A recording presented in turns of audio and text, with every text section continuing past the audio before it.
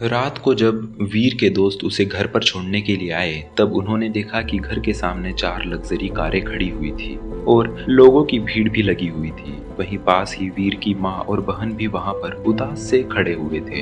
अपने दोस्तों के सामने यह सब होता देख वीर को अच्छा नहीं लगा। यह सब होता देख वह थोड़ा गुस्से में बड़बड़ाते हुए बोला, इन लोगों की इतनी हिम्मत, यह लोग फिर से आ गए। वीर की बात सुनकर उसका एक मोटू दोस्त उससे पूछने लगा, कौन है ये लोग और तेरी माँ और बहन को क्यों परेशान कर रहे हैं। तब वीर अपने दांत पीसते हुए बोला, यह वही लोग हैं जिनके बिजनेस मेरे पापा ने डूबते डूबते बचाए थे और इनके बिजनेस को फिर से खड़ा किया था और आज यह लोग मेरे पापा की डेथ के बाद उनकी कंपनी में हुए नुकसान के पैसे लेना चाहते हैं। इतना कहकर वह जल्दी से गाड़ी से उतरकर उन लोगों के पास पहुंचा। तब उन्हीं लोगों में से एक, जिसका नाम टाइकून ठकराल था, वह वीर को देखकर बोला, लो आ गया इनका निकम्मा बेटा, आओ, आप ही की कमी थी। इतना कहकर उसने एक बार फिर वीर को घिन्न भरी नजरों से देखा और फिर बोला, अब जल्दी से बताओ कि हमारे पैसे कब लौटाओगे।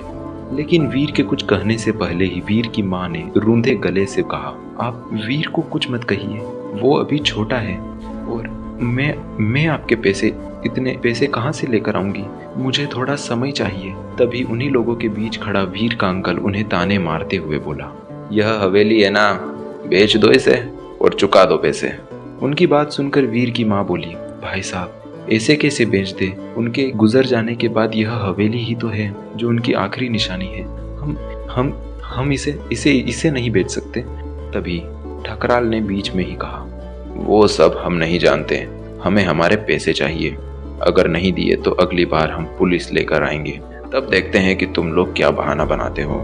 ठकराल की बात सुनकर वीर से रहा नहीं गया और वह जवानी के जोश में बोल पड़ा, कितने रुपए चाहिए आप लोगों को मुझे और मेरी फैमिली को अकेला छोड़ने के लिए, मैं दूंगा आप लोगों के पैसे। वीर की बात सुनकर उसके अंकल अचानक हंसते हुए बोला, तुम्हारी माँ तो इतने सालों में हमारा कर्ज चुका नहीं पाई और तुम कहते हो कि तुम हमारा कर्ज उतारोगे, वाह क्या बात है। अपने अंकल की बात सुनकर वीर भी दांत भींचते हुए बोला, शर्म आनी चाहिए आप लोगों को, मेरे पापा ने आप लोगों की फैमिली के लिए क्या कुछ नहीं किया, आपके डूबते हुए बिजनेस को बचाया, आप उनके गुजर जाने के बाद अब उनकी फैमिली को इस तरह से परेशान कर रहे हो।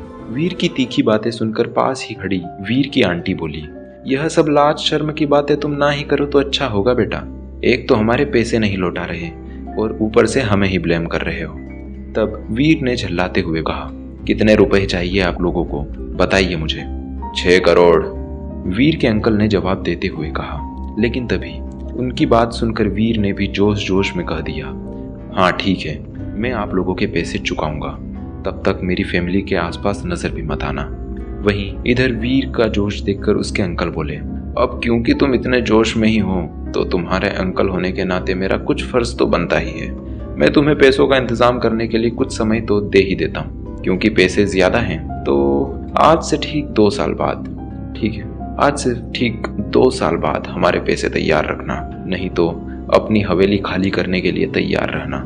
उनकी बात सुनकर वीर ने अपनी मुट्ठियां भींचते हुए कहा, ठीक है, आप सब अब यहाँ से जा सकते हैं। वीर की बात सुनकर वीर के अंकल, आंटी और टाइकून ठकराल वहां से हंसते हुए चले गए।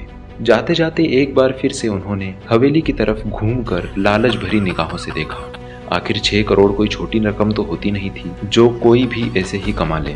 कई लोगों को तो अपनी पूरी जिंदगी में भी इतने पैसे कमाने का मौका नहीं मिलता। अब उन लोगों को पूरा भरोसा था कि वह दिन दूर नहीं जब वह हवेली उनकी हो जाएगी। सब लोगों के जाने के बाद वीर भी अपनी माँ और छोटी बहन को लेकर हवेली के अंदर चला गया। हवेली में पहुंचकर वीर ने कृतिका को अपने कमरे में सोने के लिए भेज दिया। अभी वीर भी अपने कमरे में जा ही रहा था कि तभी वीर की माँ ने वीर से पूछा, वीर बेटा तू इतने कम समय में इतने सारे रुपए कहाँ से लाएगा। तब वीर अपनी माँ की टेंशन दूर करते हुए बोला, आप चिंता मत कीजिए माँ, मैं सब संभाल लूंगा, अब आप जाइए और निश्चिंत होकर कमरे में जाकर सो जाइए, गुड नाइट।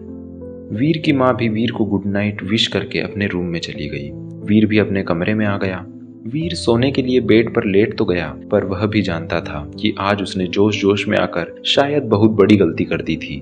उसे अपनी बहन कृतिका के लिए भी बहुत बुरा लग रहा था, क्योंकि वह भी जानता था कि उसकी बहन ने इतने कम उम्र में बहुत कुछ देख लिया है। जब वीर उसकी उम्र का था तब उसके पापा उसके पास ही थे, तब उसके सारे शौक उसके पापा पूरा कर दिया करते थे। लेकिन उसकी बहन के लिए ऐसा कुछ भी नहीं था। उसने इस उम्र में ही जिंदगी का काफी अनुभव कर लिया था, जिससे अब वह अपनी उम्र के बच्चों के मुकाबले काफी समझदार हो गई थी, जिस वजह से उसे कई बार अपनी इच्छाओं के साथ समझौता करना पड़ता था। उसने खेलने कूदने की उम्र में ही काफी कुछ सह लिया था। बस इन्हीं सब के बारे में सोचते हुए वीर को कब नींद आ गई उसे पता भी नहीं चला। अगले दिन सुबह वीर अब भी सोया हुआ था और अपने सपनों की दुनिया में कुछ खुशी के पल जी रहा था कि तभी वीर का फोन अचानक बज उठा। अचानक अपने फोन के बजने से वीर चौंक कर चिल्लाते हुए उठा, नहीं नहीं, मैंने कुछ नहीं किया, मैंने कुछ नहीं किया। तभी उसकी नजर अपने रिंग होते हुए फोन पर पड़ी। अभी अभी उठने की वजह से उसे ठीक से स्क्रीन दिखाई नहीं दे रही थी, इसीलिए उसने बिना देखे ही कॉल को रिसीव कर लिया। वह एक वीडियो कॉल थी। वीर के कॉल उठाते ही अचानक एक इंसान की राक्षसों की तरह हंसती हुई शक्ल सामने आई। वीर तो उसे देखकर गिरते गिरते बचा था। स्क्रीन पर वीर के बचपन के दोस्त अनुराग के पिता प्रकाश सिंघानिया थे। आखिर कौन है प्रकाश सिंघानिया और क्या वीर अब पैसों का इंतजाम कर पाएगा? जानने के लिए बने रहिए इस कहानी पर।